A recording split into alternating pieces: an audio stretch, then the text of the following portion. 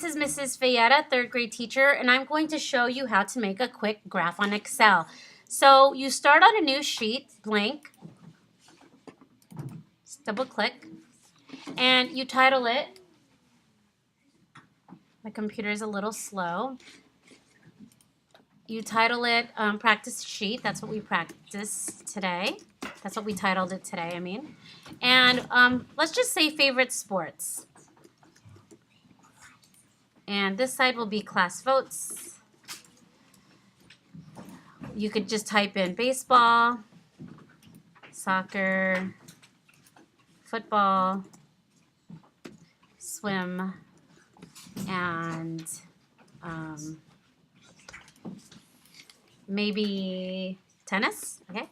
And on this side, you will just input numbers. Let's just make up some numbers now. Let's say 5 people like baseball, 3 people like soccer, 2 people like football, 7 people like swimming, and 4 people like tennis. So now I have sports. Here are the votes. And what I do is I highlight the cells. These are called cells. And I go over here to this function button. It looks like a backwards E. And I just say, oops, not backwards E. And I go to the insert chart.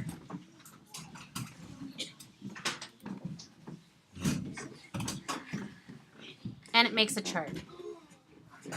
You could edit the title, and you could put Miss Fayetta's class, our favorite sports. And on the side, these are features to edit the color. You could just double click on it, and you could edit the different colors for the graph. And if you would like to change it because you do not like a bar graph, you can change the chart style to,